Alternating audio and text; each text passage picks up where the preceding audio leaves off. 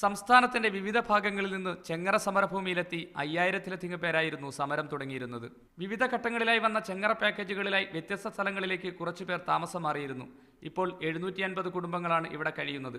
ഇവരിൽ ഒരു കുടുംബത്തിൽ ശരാശരി 3 മുതൽ 5 വരെയുള്ളവർക്കാണ് വോട്ടവകാശമുള്ളത്. എന്നാൽ ഇവരുടെ പഴയ സ്ഥലത്ത് വോട്ടുണ്ടോ എന്നതും വ്യക്തമല്ല.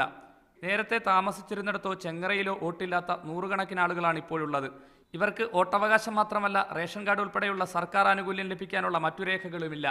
ഇപ്പോൾ ചെങ്ങറയിൽ താമസിക്കുന്ന ശരിക്കും പ്രായപൂർത്തിയായവർ തന്നെ 2500ഓളം പേര് വരും. ഞാൻ കറക്റ്റ് ഒരു കുടുംബത്തിൽ 3 പേരെ കണക്ക് കൂടിയ 2321 2100-ൽ പരം ആളുകൾ ഏറ്റവും കുറഞ്ഞ വോട്ടർമാരുള്ളൂ. അതിൽ ഭൂരിപക്ഷം പേർക്കും വോട്ടവകാശമില്ല. കഴിഞ്ഞ പല തെരഞ്ഞെടുപ്പുകളിലും ഈ പ്രശ്നം ഉന്നയിച്ചിരുന്നുവെങ്കിലും ഒരു നടപടിയും ഉണ്ടായില്ലെന്ന് സമരക്കാർ പറയുന്നു. വോട്ടർ പട്ടികയിൽ പേര് ചേർക്കുന്നതിന് വേണ്ട രേഖകളെങ്കിലും ലഭിക്കാനുള്ള മാർഗമാണ് ഇവർ തേടുന്നത്. മതിയായ രേഖകളില്ലാത്തതുകൊണ്ട് വിദ്യാഭ്യാസ ആരോഗ്യ ആനുകൂല്യങ്ങളും നഷ്ടപ്പെടുന്നുവെന്നാണ് സമരക്കാർ പറയുന്നത്. U Shaiju, media 1, Pathanamthitta.